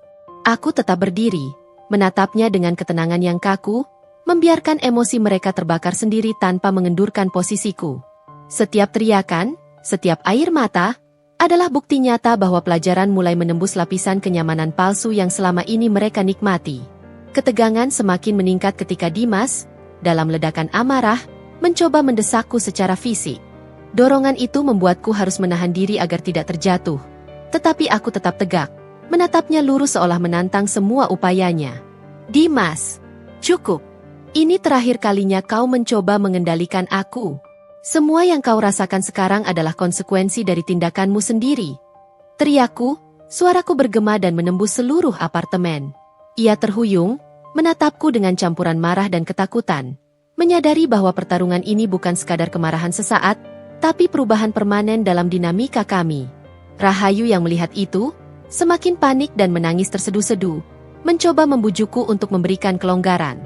Aku tetap tegas, menahan simpati yang ingin muncul, karena aku tahu bahwa menurunkan standar pada saat ini akan melemahkan strategi yang telah kubangun dengan susah payah. Setiap kata yang kukatakan adalah pelajaran, setiap langkah yang kulangkahkan adalah strategi, dan setiap batasan yang aku tetapkan menegaskan siapa yang memegang kendali. Konflik fisik dan emosional mencapai puncak ketika mereka mulai saling menuduh. Dimas menyalahkan Rahayu karena tidak berkontribusi cukup, sementara Rahayu menuduh Dimas terlalu egois dan tidak memahami beban yang aku pikul. Pertengkaran ini memunculkan ketegangan ekstrim yang terasa di setiap sudut apartemen. Aku menahan diri untuk tidak ikut campur secara langsung, membiarkan mereka menyalurkan amarah dan frustrasi, karena setiap benturan adalah bagian dari pelajaran yang harus mereka alami sendiri. Aku memutuskan untuk menambahkan langkah baru, menguji batas ketahanan mental dan fisik mereka. Aku meminta mereka menyelesaikan pekerjaan rumah yang biasanya aku tangani dengan bantuan minimal. Dimas dan Rahayu saling berebut tugas, membuat kesalahan demi kesalahan, frustrasi, dan akhirnya bentrok satu sama lain. Mereka mulai menjerit, menangis, dan menuduh. Sementara aku mengamati dari jarak aman, merasakan campuran lega, puas, dan kewaspadaan. Setiap konflik adalah indikator bahwa perubahan perlahan tapi pasti sedang terjadi, meskipun mereka belum sepenuhnya memahami pelajaran yang kuajarkan. Konsekuensi lain dari malam itu adalah pengungkapan rahasia yang selama ini tertahan. Aku mulai membuka beberapa hal yang selama ini mereka tidak tahu tentang kesulitan dan perjuanganku sendiri. Tanpa emosi berlebihan, aku berkata, "Kalian mungkin tidak menyadari, tapi selama bertahun-tahun aku menanggung semuanya sendiri. Tidak ada yang peduli, kecuali aku. Sekarang, kalian merasakan apa yang aku rasakan." Kata-kataku menimbulkan keheningan mendalam. Matanya melebar, dan wajah mereka memucat. Baru sekarang mereka memahami betapa beratnya beban yang selama ini aku pikul, dan bagaimana ketergantungan mereka selama ini membebani hidupku. Malam itu menjadi titik balik terbesar. Dimas dan Rahayu mulai menyadari kenyataan yang sebelumnya mereka abaikan, bahwa hubungan kami, kenyamanan mereka, dan keseharian yang selama ini mereka anggap remeh telah berubah untuk selamanya. Ketergantungan yang mereka nikmati kini digantikan oleh rasa tanggung jawab yang menimbulkan ketakutan sekaligus penghargaan. Dimas, yang dulu dominan, mulai belajar untuk mendengarkan dan beradaptasi, sementara Rahayu, yang biasanya pasif, kini menunjukkan kemampuan mengambil keputusan dan menghadapi konsekuensi dari tindakannya sendiri. Setelah semua pertarungan dan konflik emosional itu, aku duduk di balkon, menatap lampu kota yang berpendar, merasakan campuran lega, puas, dan kewaspadaan. Strategi yang kubangun sejak awal kini diuji hingga batasnya, dan hasilnya mulai terlihat. Aku tahu perjalanan ini belum selesai, dan badai yang lebih besar masih menunggu. Tapi untuk pertama kalinya, aku merasa memegang kendali penuh atas hidupku dan arah hubungan ini. Aku adalah Alisa yang baru, tegas, mandiri, dan tak tergoyahkan. Siap menghadapi setiap ujian yang akan datang, dengan tekad dan strategi yang lebih matang dari sebelumnya. Hari-hari setelah malam penuh konflik itu terasa berbeda. Udara di apartemen masih syarat ketegangan, tapi kini ada ruang untuk napas lega yang sebelumnya tak pernah ada. Dimas dan Rahayu berjalan lebih hati-hati, menatap sekeliling dengan campuran waspada dan kesadaran, seolah mereka mulai memahami bahwa dinamika lama telah berubah secara permanen. Aku mengamati setiap gerakan mereka dari kejauhan, secangkir teh hangat di tangan, merasakan kepuasan yang halus, bukannya kepuasan atas penderitaan mereka, tapi atas keberhasilan pelajaran yang mulai meresap. Dimas, yang semula selalu ingin dominan, kini tampak lebih sabar dan menahan diri. Ia mulai melakukan tugas rumah dengan lebih tertata, meskipun terkadang masih terselip kekakuan atau keraguan. Aku mengamati caranya mencuci piring, menyiapkan makanan, atau menata barang-barang yang semula dianggap sepele, dan setiap kali ia berhasil tanpa arahan, ada percikan rasa lega yang muncul di matanya sendiri, rasa bangga karena berhasil menghadapi tantangan tanpa bergantung padaku. Reaksi ini membuatku tersenyum tipis. Meskipun perjalanan mereka masih panjang, tanda-tanda perubahan mulai terlihat jelas. Rahayu juga menunjukkan kemajuan. Air matanya masih muncul, tapi kini lebih sering bercampur dengan rasa tanggung jawab yang baru ia sadari. Ia mulai mengatur jadwal, mencoba menyelesaikan tugas tanpa mengeluh, dan berani mengambil keputusan kecil. Ada momen-momen canggung, ketika ia menatapku mencari pengakuan atau kepastian, dan aku menanggapinya dengan anggukan lembut atau senyum tipis. Cukup untuk memberinya kepercayaan diri tanpa mengendurkan ketegasan. Pola baru ini menandai transformasi awal yang kuinginkan. Mereka mulai belajar menanggung akibat dari tindakan sendiri dan menghargai proses pembelajaran.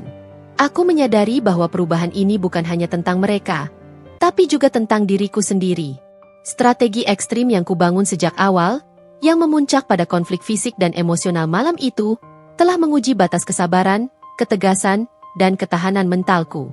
Aku mulai memahami bahwa menjadi pengendali bukan sekadar menegakkan aturan, tapi juga memimpin dengan konsistensi, empati terkontrol, dan pengamatan yang tajam. Setiap respons mereka adalah refleksi dari kesuksesan strategi, dan setiap kesalahan mereka adalah peluang untuk belajar, baik bagi mereka maupun bagi diriku sendiri. Seiring hari-hari berlalu, aku mulai menilai dampak nyata dari langkah-langkah yang kubuat. Dimas dan Rahayu tampak lebih mandiri, meski masih terguncang. Mereka mulai saling melengkapi dalam mengatur rumah, menyelesaikan urusan sehari-hari, dan menanggapi situasi tak terduga. Terkadang, mereka beradu pendapat atau frustrasi, tapi kini pertengkaran itu lebih terkontrol, lebih produktif, dan tidak lagi menimbulkan ketegangan ekstrim seperti sebelumnya. Aku merasa bangga melihat kemampuan mereka mulai muncul, meskipun perlahan. Momen refleksi juga datang saat aku duduk di balkon, menatap cahaya lampu kota yang berpendar. Aku menimbang semua konsekuensi dari strategi ekstremku. Penderitaan sementara yang mereka rasakan, kemarahan dan frustrasi yang meledak, serta ketegangan fisik dan emosional yang terjadi. Semua itu menimbulkan perasaan bersalah sesekali. Tapi aku menyadari bahwa tanpa ujian itu, mereka tidak akan pernah belajar. Pelajaran ini harus dibayar dengan pengalaman nyata, bukan sekadar teori atau arahan. Aku merasakan kekuatan baru dalam diriku, kemampuan untuk memimpin tanpa kehilangan kendali, memantau reaksi orang lain, dan tetap konsisten meski diuji oleh tekanan ekstrim. Aku juga mulai menata rencana untuk menjaga perubahan ini berkelanjutan. Aku menyiapkan jadwal dan tugas harian yang lebih seimbang, tetap menuntut tanggung jawab, namun memberikan ruang untuk mereka mengembangkan kemampuan sendiri. Aku menambahkan tantangan baru secara bertahap, memastikan bahwa mereka terus belajar tanpa merasa dipaksa secara berlebihan. Strategi ini bukan sekadar soal pengendalian, tapi tentang menciptakan pola hidup baru yang sehat dan mandiri bagi mereka. Dimas mulai mengungkapkan perubahan emosionalnya secara pelan. Ia mengakui rasa frustrasi, rasa takut, dan juga penyesalannya atas ketergantungan yang selama ini ia miliki. "Alisa, aku baru menyadari betapa mudahnya aku mengandalkanmu. Aku merasa bersalah," katanya, suaranya serak namun tulus. Aku menatapnya dengan tenang, tidak tergesa memberikan pengampunan atau pujian, tapi cukup untuk menunjukkan bahwa aku melihat kesungguhan di matanya. Rahayu, yang mendengar itu, menangis lebih lembut, dan kali ini bukan tangisan manipulatif, tapi tangisan penyesalan yang nyata. Aku ingin bisa mandiri, tapi aku takut gagal, ucapnya, menundukkan kepala. Aku merasakan bahwa ini adalah awal dari pemahaman mereka terhadap nilai tanggung jawab. Konflik yang mereda tidak berarti semuanya mudah. Masih ada ketegangan, kekecewaan, dan kesalahan yang muncul. Tapi kini mereka mulai belajar menanggung akibatnya tanpa menimpakan kesalahan pada orang lain. Aku mengamati pola baru ini dengan seksama, mencatat setiap perubahan, dan menyesuaikan strategi untuk memastikan pembelajaran ini tidak hilang begitu saja. Ada rasa bangga terselubung di hatiku, bukan atas penderitaan mereka, tapi atas kesadaran dan pertumbuhan yang perlahan muncul. Malam itu, aku duduk kembali di balkon setelah mereka tidur. Suasana sunyi, hanya ada suara kendaraan dari jalan raya di bawah. Aku merenungkan perbedaan antara aku yang dulu, yang dia menahan, dan Alisa yang sekarang. Tegas, mandiri, dan mampu menghadapi ketegangan ekstrim tanpa kehilangan kendali. Strategi yang awalnya tampak kejam kini menunjukkan dampak yang jelas. Mereka mulai menghargai setiap tindakan, belajar dari konsekuensi, dan mulai beradaptasi dengan pola hidup baru. Aku menyadari bahwa ini baru awal, dan ujian yang lebih besar masih menunggu di hari-hari berikutnya. Tapi untuk pertama kalinya aku merasakan kontrol penuh atas hidupku dan arah hubungan ini. Aku menarik napas dalam-dalam, merasakan campuran lega, kewaspadaan, dan kepuasan. Refleksi ini memberiku energi untuk terus melangkah, memperbaiki strategi, dan memastikan bahwa perubahan yang kuberikan tidak hanya sementara. Aku adalah Alisa yang baru, yang mampu memimpin, menegakkan batas, dan membimbing tanpa kehilangan kendali emosional. Aku tahu perjalanan ini masih panjang, tapi untuk pertama kalinya aku benar-benar yakin bahwa Dimas dan Rahayu akan belajar menghargai tanggung jawab, dan aku siap menghadapi setiap ujian yang masih menanti. Pagi itu, cahaya matahari menembus jendela apartemen dengan lembut, membawa udara segar yang seolah memberi tanda baru bagi hari-hari yang akan datang. Udara masih dipenuhi ketegangan tipis, tapi berbeda dengan minggu-minggu sebelumnya. Kini ada rasa hormat, kehati-hatian, dan sedikit antisipasi di setiap gerakan Dimas dan Rahayu. Mereka tidak lagi menatapku dengan campuran frustrasi dan takut, tapi dengan kesadaran yang baru muncul. Mereka mulai memahami bahwa dinamika lama telah bergeser secara permanen, dan peran mereka dalam kehidupan sehari-hari harus berubah. Dimas, yang dulunya selalu ingin dominan dan mengambil alih segalanya, kini terlihat lebih tenang dalam menghadapi tugas-tugas harian. Ia menyadari pentingnya koordinasi, menghargai pendapat Rahayu, dan mulai belajar menyeimbangkan ego dengan tanggung jawab. Ada momen-momen canggung, ketika ia tersadar melakukan kesalahan kecil atau kehilangan arah. Tapi kini ia berhenti sejenak, menarik napas, dan mencoba memperbaiki sendiri tanpa mengandalkan arahan langsung dariku. Perubahan ini tidak instan, namun setiap langkahnya menandai kemajuan nyata dalam proses transformasinya. Rahayu pun mulai menunjukkan kematangan yang mengejutkan. Tangisan yang sebelumnya muncul sebagai respons emosional kini lebih jarang, digantikan dengan keputusan yang lebih bijaksana dan tindakan yang terukur. Ia belajar untuk mengekspresikan pendapatnya tanpa menyerang atau menuduh, dan mulai mengambil inisiatif dalam menyelesaikan urusan rumah yang sebelumnya dianggap terlalu rumit atau menakutkan. Ketika Dimas dan Rahayu bekerja sama, ada energi baru yang muncul. Mereka mulai saling melengkapi, belajar membaca ekspresi dan kebutuhan masing-masing, serta menghargai batasan yang aku tetapkan sejak awal. Aku mengamati dinamika ini dengan seksama, mencatat setiap perubahan, dan menyesuaikan strategi untuk memastikan kestabilan perkembangan mereka. Kini peranku tidak lagi hanya menegakkan aturan, tapi lebih kepada menjadi pengamat strategis, seorang fasilitator yang siap memberi arahan halus jika diperlukan, namun membiarkan mereka menghadapi konsekuensi dan belajar dari pengalaman sendiri. Ada kepuasan terselubung melihat mereka menemukan ritme baru, belajar menyeimbangkan emosi dan tanggung jawab, dan mulai menumbuhkan rasa hormat yang tulus terhadap usaha dan ketegasan yang kuberikan. Salah satu tanda perubahan terbesar terlihat ketika mereka menghadapi masalah tak terduga di apartemen. Mesin cuci rusak, dan alih-alih panik atau saling menyalahkan, Dimas dan Rahayu berdiskusi dengan tenang, mencoba mencari solusi bersama. Mereka menelusuri manual, mengatur jadwal untuk memanggil teknisi, dan membagi tugas agar semua berjalan efisien. Aku berdiri di pintu, mengamati dengan senyum tipis. Ini adalah bukti nyata bahwa pola tanggung jawab yang kuberikan telah tertanam, dan mereka mulai meresapi nilai kerjasama dan adaptasi. Transformasi ini juga tercermin dalam komunikasi mereka denganku. Dulu, setiap interaksi dipenuhi ketegangan, frustrasi, atau permohonan belas kasihan. Kini, kata-kata mereka lebih tenang, lebih jelas, dan lebih penuh kesadaran. Alisa, kami sudah mencoba menyelesaikan semuanya sesuai arahanmu. Tolong beri kami masukan jika masih kurang, ucap Rahayu dengan nada sopan, meski tetap mengekspresikan kekhawatiran yang wajar. Dimas menambahkan, kami berusaha memahami semua yang kau minta. Ini sulit, tapi kami ingin belajar. Kalimat-kalimat sederhana itu membuatku merasakan kepuasan yang dalam.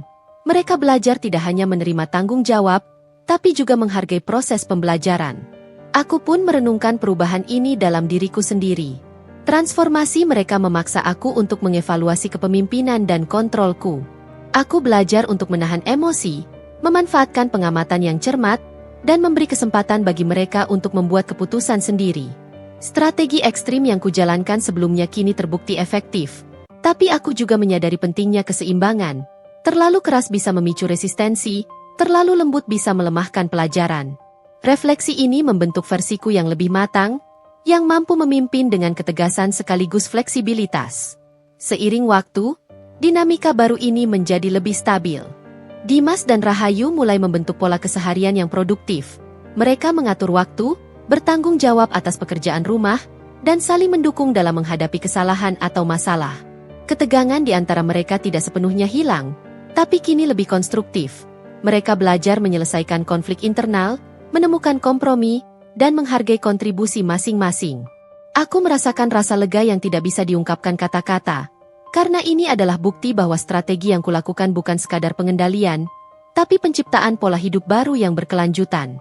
Pada satu malam, setelah mereka tidur, aku duduk di balkon, menatap lampu kota yang berpendar. Aku merenungkan perjalanan panjang ini, dari ketegangan ekstrim, ledakan emosional, hingga meredanya konflik dan munculnya kesadaran. Aku menyadari bahwa transformasi ini bukan tentang menang atau kalah, tapi tentang membimbing mereka untuk memahami nilai tanggung jawab, kerjasama, dan kesadaran diri. Aku juga memahami bahwa perubahan mereka yang nyata adalah hasil konsistensi, ketegasan, dan ketahanan mental yang kubangun selama ini. Malam itu, aku menarik napas dalam-dalam, merasakan campuran lega, puas, dan kewaspadaan. Aku tahu perjalanan ini masih panjang. Ujian baru akan muncul, tantangan yang lebih kompleks menanti, dan kadang mereka mungkin kembali tergoda untuk kembali ke pola lama. Namun, untuk pertama kalinya, aku merasakan kendali penuh atas hidupku dan arah hubungan ini. Aku adalah Alisa yang baru, tegas, mandiri, dan mampu menghadapi dinamika kompleks tanpa kehilangan keseimbangan emosional. Dinamika baru ini juga memberiku perspektif berbeda tentang kepemimpinan. Aku menyadari bahwa menjadi pengendali bukan sekadar menegakkan aturan, tapi tentang menciptakan ruang bagi orang lain untuk belajar, mengalami, dan menemukan kekuatan dalam diri sendiri. Setiap konflik yang terjadi sebelumnya kini menjadi pelajaran berharga bagi mereka, dan setiap kemajuan kecil adalah bukti nyata bahwa perubahan bisa dicapai dengan konsistensi, kesabaran, dan strategi yang matang. Aku tersenyum tipis, menyadari bahwa transformasi ini bukan sekadar kemenangan bagi diriku, tapi juga bagi mereka. Dimas dan Rahayu mulai menyadari tanggung jawab mereka, menghargai usaha orang lain, dan menumbuhkan kemampuan untuk menghadapi konsekuensi. Dinamika hubungan kami telah memasuki fase baru, lebih stabil, lebih matang, dan lebih sadar akan peran masing-masing. Aku menarik napas lagi, menatap bintang-bintang samar di langit malam, dan merasakan kekuatan baru yang tenang tapi pasti. Ini adalah awal dari babak baru, sebuah fase di mana kesadaran, tanggung jawab, dan dinamika yang sehat mulai muncul, membentuk pondasi untuk hubungan yang lebih seimbang dan dewasa. Aku tahu badai masih akan datang, tetapi kini kami memiliki alat, kesadaran, dan pola yang membuat kami mampu menghadapinya bersama, dengan kekuatan baru, ketegasan yang mantap, dan pemahaman yang lebih dalam tentang diri sendiri dan satu sama lain. Pagi itu terasa lebih ringan dari biasanya. Matahari menembus jendela apartemen dengan sinarnya yang hangat, membawa suasana baru yang seolah menandai babak kehidupan yang berbeda. Udara masih mengandung sisa ketegangan, tapi kali ini berbeda. Tidak lagi berupa ketakutan atau frustrasi, melainkan kewaspadaan yang disertai kesadaran dan rasa tanggung jawab.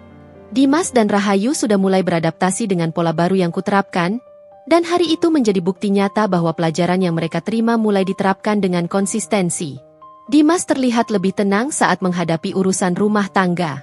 Tangannya yang dulu terburu-buru atau asal-asalan kini bekerja lebih rapi, setiap gerakan diperhatikan dengan seksama. Aku memperhatikan bagaimana ia menyiapkan sarapan, mencuci piring, dan mengatur peralatan dapur dengan kesadaran bahwa setiap tindakan membawa konsekuensi nyata. Ada momen-momen canggung, ketika ia melakukan kesalahan, tapi kini ia berhenti, menarik napas, dan memperbaikinya sendiri tanpa menunggu arahan. Hal ini membuat hatiku sedikit lega, melihat bahwa kemampuan mandiri yang dulu tertidur mulai bangkit. Rahayu juga menunjukkan perubahan signifikan. Air matanya yang sebelumnya sering muncul sebagai respons emosional kini jauh lebih jarang, digantikan dengan kesungguhan dalam menjalankan tugas. Ia mulai mengambil inisiatif, menyelesaikan pekerjaan rumah tanpa menunggu instruksi, dan bahkan menawarkan bantuannya kepada Dimas ketika ia melihat kesulitan. Aku memperhatikan cara ia berkomunikasi, yang kini lebih jelas dan tegas, namun tetap sopan. Ada rasa percaya diri yang perlahan muncul, sebuah tanda bahwa ia mulai memahami nilai tanggung jawab dan kemandirian. Hari itu, sebuah ujian kecil terjadi ketika pasokan air di apartemen tiba-tiba terganggu. Alih-alih panik atau saling menyalahkan, Dimas dan Rahayu bekerja sama dengan koordinasi yang mengesankan. Mereka menelusuri jalur pipa, menghubungi petugas pemeliharaan, dan membagi tugas agar masalah terselesaikan secepat mungkin. Aku berdiri di sudut ruang, menatap mereka dengan rasa puas. Ini adalah bukti nyata bahwa perubahan mereka bukan sekadar formalitas, tetapi sudah tertanam dalam pola pikir dan perilaku sehari-hari. Kemandirian mereka juga tercermin dalam komunikasi denganku. Dulu setiap pertanyaan atau permintaan selalu diikuti dengan nada panik atau mencari belas kasihan. Kini, mereka menyampaikan masalah dengan tenang dan jelas, memberikan opsi, dan menunggu masukan bila diperlukan. Alisa, kami sudah mencoba menyelesaikan ini, tapi ada beberapa hal yang kami butuhkan masukan darimu, ujar Rahayu dengan nada sopan, tidak memohon tapi tetap menghargai otoritasku. Dimas menambahkan, kami belajar dari pengalaman, tapi ingin memastikan langkah kami tepat. Kalimat sederhana itu membuatku tersenyum, karena menandakan kesadaran mereka sudah mengakar. Aku duduk sejenak di balkon, menatap lampu kota yang berpendar, dan merenungkan perjalanan panjang ini. Transformasi mereka bukan hanya tentang mengikuti aturan, tapi menerima tanggung jawab, menghargai proses, dan belajar menghadapi konsekuensi. Dimas dan Rahayu mulai memahami bahwa hidup bukan tentang menghindari kesalahan, melainkan belajar dari kesalahan itu sendiri. Ini adalah kemandirian sejati, bukan sekadar melakukan tugas, tetapi memahami nilai di balik setiap tindakan. Hari demi hari, dinamika mereka semakin stabil. Dimas dan Rahayu tidak hanya bekerja sama dalam urusan rumah tangga, tetapi juga mulai mengatur jadwal, mengelola waktu, dan menyelesaikan masalah tanpa intervensi langsung dariku. Ada pertengkaran sesekali, tapi kini lebih konstruktif. Mereka saling mendengarkan, menemukan kompromi, dan belajar menghargai kontribusi masing-masing. Setiap konflik kecil menjadi pelajaran berharga, bukan sumber ketegangan yang memuncak seperti sebelumnya. Aku merasa bangga, bukan atas penderitaan mereka, tetapi atas kesadaran dan kemampuan baru yang muncul perlahan. Pada suatu sore, Rahayu mendekatiku dengan langkah mantap, matanya menatap lurus ke arahku. "Alisa, aku ingin belajar lebih banyak lagi agar bisa benar-benar mandiri. Aku tidak ingin kembali ke kebiasaan lama," ucapnya dengan suara tenang, namun penuh keyakinan. Aku menatapnya sejenak, tersenyum tipis, dan mengangguk. Kata-kata itu bukan sekadar janji, tapi cerminan perubahan internal yang nyata.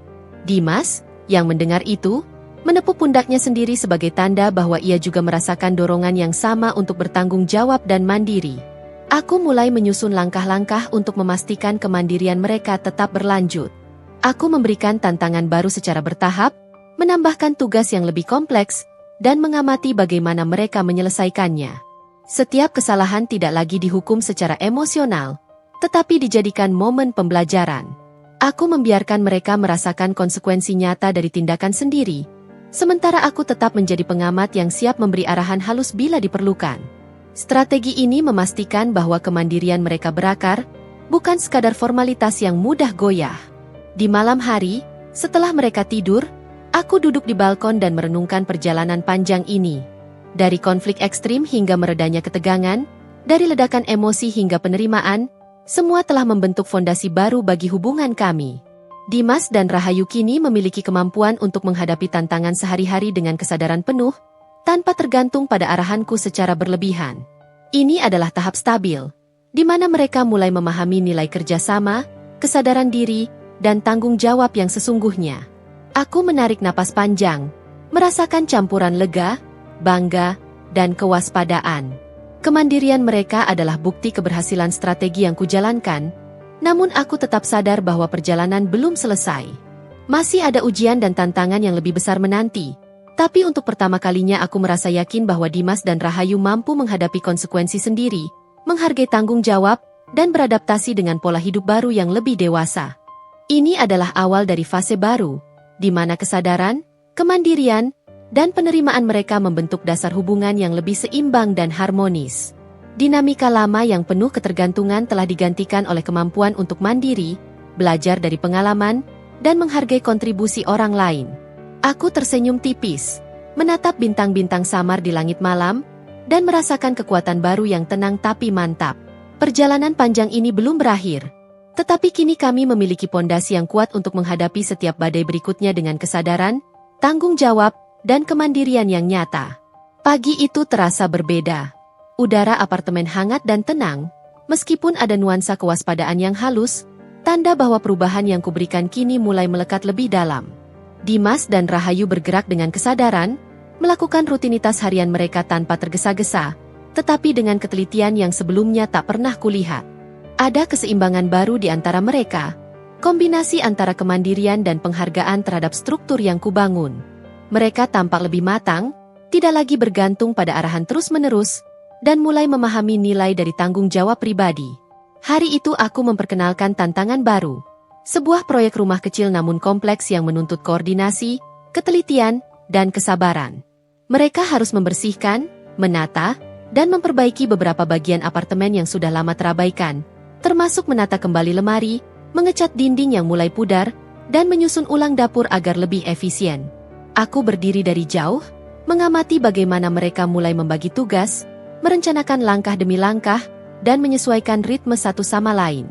Ini bukan sekadar pekerjaan fisik, tapi ujian nyata terhadap kemampuan mereka untuk merencanakan, berkomunikasi, dan mengeksekusi bersama-sama. Dimas memimpin sebagian besar pekerjaan, tetapi dengan cara yang berbeda dari sebelumnya. Ia tidak lagi memaksakan kehendak atau dominasi, melainkan membimbing dengan sabar, mendengarkan pendapat Rahayu, dan menyesuaikan rencana sesuai masukan dari rekan sejawatnya.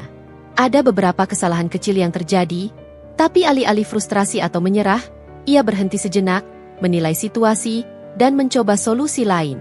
Cara ini menunjukkan kematangan emosionalnya. Ia belajar bahwa tanggung jawab bukan soal kontrol, tapi tentang kolaborasi, pengambilan keputusan bijak, dan belajar dari kesalahan. Rahayu pun menunjukkan perubahan signifikan. Ia tidak lagi ragu untuk mengekspresikan ide, menyampaikan saran, atau mengambil inisiatif ketika menemukan kendala. Tangis atau kekhawatiran yang dulu sering muncul kini hampir tidak terdengar, digantikan dengan ketenangan, fokus, dan tekad. Ketika mereka menghadapi tantangan seperti cat yang tumpah atau rak yang sulit dirakit, Rahayu langsung berpikir solutif, mencari cara untuk mengatasi masalah tanpa menunggu perintah. Aku melihat dengan bangga, ini bukan sekadar kemandirian, tetapi bentuk penerimaan nyata terhadap pelajaran yang kutanamkan selama ini. Seiring proyek berjalan, mereka mulai berkomunikasi lebih efektif. Dulu setiap interaksi sering diwarnai pertengkaran atau kebingungan, kini mereka menggunakan bahasa yang jelas, memberi instruksi satu sama lain dengan sopan, dan menanggapi masukan tanpa defensif. Dimas, kalau rak ini kita geser sedikit ke kiri, akan lebih rapi dan efisien, kata Rahayu, suaranya penuh keyakinan. Dimas mengangguk dan menyesuaikan, lalu menambahkan, bagus, Rahayu. Aku juga pikir kita bisa menata peralatan di sini agar lebih mudah diambil. Pola komunikasi ini menunjukkan pemahaman yang matang tentang kolaborasi, kesabaran, dan saling menghargai. Aku berdiri di sudut ruangan, mengamati dan sesekali memberikan arahan tipis, hanya bila diperlukan. Strategi ini memastikan bahwa mereka tetap belajar mengambil keputusan sendiri, merencanakan, dan menghadapi konsekuensi dari setiap tindakan. Tidak ada lagi ketergantungan berlebihan atau sikap menunggu perintah, melainkan pola pikir yang mandiri, adaptif, dan bertanggung jawab. Setiap kesalahan mereka menjadi momen pembelajaran, bukan sumber frustrasi atau konflik. Aku merasakan kepuasan yang dalam, bukan atas penderitaan mereka, tapi atas pertumbuhan dan pemahaman baru yang muncul. Saat proyek selesai, apartemen terlihat lebih rapi, nyaman, dan teratur. Mereka berdiri berdampingan, menatap hasil kerja mereka, dan untuk pertama kalinya, ada senyum puas yang tulus di wajah keduanya. Dimas menghela napas panjang, matanya menyiratkan kebanggaan dan lega, sementara Rahayu tersenyum lebar, menunjukkan kepuasan dan rasa percaya diri yang baru. Aku menatap mereka dari jauh, tersenyum tipis, merasakan bahwa fondasi kemandirian dan tanggung jawab yang kuberikan kini semakin kokoh. Momen itu juga memberi kesempatan bagi refleksi internal mereka. Mereka mulai menyadari bahwa tanggung jawab bukan beban, tetapi sarana untuk berkembang. Mereka mulai menghargai usaha satu sama lain, menghormati proses, dan merasakan kepuasan dari pencapaian nyata, bukan sekadar kenyamanan yang instan. Dinamika ini memperkuat hubungan mereka, tidak hanya dengan satu sama lain, tetapi juga dengan diriku, karena kini interaksi kami didasarkan pada kesadaran, rasa hormat, dan tanggung jawab yang sejati. Di malam hari, setelah mereka beristirahat, aku duduk di balkon, menatap lampu kota yang berpendar. Aku merenungkan perjalanan panjang ini, dari ketegangan ekstrim, konflik fisik dan emosional, penerimaan, hingga kemandirian dan tanggung jawab yang kini mulai stabil. Transformasi mereka bukan sekadar perubahan perilaku, tapi perubahan pola pikir dan kesadaran. Mereka belajar menghadapi tantangan, menanggung akibat dari tindakan sendiri, dan beradaptasi dengan situasi baru tanpa kehilangan kontrol atau integritas diri. Aku menarik napas panjang, merasakan campuran lega, kepuasan, dan kewaspadaan. Transformasi ini menegaskan bahwa strategi yang kubangun sejak awal berhasil menanamkan fondasi kuat bagi kemandirian, kolaborasi, dan tanggung jawab. Namun aku juga sadar bahwa perjalanan masih panjang. Tantangan berikutnya akan lebih kompleks, menuntut mereka untuk mempertahankan konsistensi, menghadapi konflik baru, dan terus belajar tanpa kembali ke pola lama. Dinamikanya kini lebih matang. Kesadaran, tanggung jawab, dan kemandirian mulai menjadi bagian alami dari kehidupan mereka. Pola komunikasi dan kolaborasi yang baru semakin mengakar, membentuk fondasi hubungan yang lebih seimbang, sehat, dan harmonis. Aku tersenyum tipis, menatap bintang-bintang samar di langit malam, dan merasakan kekuatan baru yang tenang, mantap, dan penuh kontrol. Perjalanan ini belum selesai, tetapi kini kami memiliki pondasi yang kuat untuk menghadapi setiap tantangan berikutnya dengan kesadaran, tanggung jawab, dan kedewasaan yang nyata. Pagi itu, apartemen terasa lebih hidup, namun tetap dengan keseimbangan yang tenang. Dimas dan Rahayu telah menemukan ritme baru. Gerakan mereka tidak lagi tergesa-gesa, keputusan mereka lebih matang, dan interaksi mereka dengan satu sama lain maupun denganku kini berjalan dengan kesadaran yang tulus. Udara pagi membawa aroma kopi hangat, campuran kesibukan ringan, dan nuansa fokus yang menandakan bahwa proses transformasi kini sudah lebih stabil dan mulai mengakar. Aku memperhatikan mereka menyiapkan sarapan bersama. Dimas dengan sabar mengupas sayuran, memotong roti, dan menata meja. Sementara Rahayu mengatur peralatan dan memeriksa daftar kebutuhan yang telah mereka buat sebelumnya. Ada beberapa momen di mana mereka berdiskusi ringan mengenai cara terbaik menyelesaikan tugas. Saling memberi saran tanpa merasa tersinggung. Bahkan sesekali tertawa kecil saat terjadi kesalahan lucu. Perbedaan ini terasa signifikan dibandingkan masa lalu, ketika ketegangan dan frustrasi selalu mengisi setiap interaksi mereka. Kini mereka belajar menghargai proses, memahami tanggung jawab, dan mengapresiasi usaha masing-masing. Hari itu aku menghadirkan tantangan strategis baru, perencanaan kegiatan mingguan apartemen yang kompleks, termasuk pengelolaan anggaran rumah tangga, jadwal belanja, dan pembagian tugas yang harus dilakukan secara efisien. Ini bukan sekadar tugas fisik, melainkan ujian untuk kemampuan mereka merencanakan, memprioritaskan, dan mengambil keputusan kolektif. Aku memperhatikan dari jauh, hanya memberikan arahan minimal jika dibutuhkan, sambil mencatat pola perilaku dan interaksi mereka. Setiap langkah kecil, setiap kompromi yang tercapai, menjadi indikator keberhasilan transformasi mereka. Dimas menunjukkan perkembangan signifikan dalam kemampuan kepemimpinan yang dewasa. Ia tidak lagi mendominasi, tetapi membimbing dengan komunikasi yang jelas, menilai situasi dengan bijak, dan siap menerima saran dari Rahayu. Ketika menemukan kendala seperti anggaran yang terbatas atau jadwal belanja yang berbenturan, ia duduk bersama Rahayu, membahas alternatif, dan mencapai keputusan yang disepakati bersama. Cara ini mencerminkan kematangan emosionalnya. Ia memahami bahwa kepemimpinan sejati bukan tentang kontrol, tapi tentang kolaborasi, tanggung jawab, dan kemampuan untuk beradaptasi dengan kondisi yang berubah. Rahayu, di sisi lain, menunjukkan kesadaran baru yang luar biasa. Ia tidak lagi takut membuat keputusan atau menyampaikan pendapatnya. Bahkan ketika itu berarti menantang ide Dimas. Ia mulai mengekspresikan opini dengan tegas namun sopan, menunjukkan pemikiran kritis yang sebelumnya jarang terlihat. Ketika terjadi masalah tak terduga, seperti kebutuhan tambahan mendesak atau kekurangan bahan belanja, Rahayu segera mencari solusi, menyusun alternatif, dan mengeksekusinya dengan percaya diri. Ini bukan sekadar perubahan perilaku, tapi bukti penerimaan internal terhadap pelajaran yang kuberikan.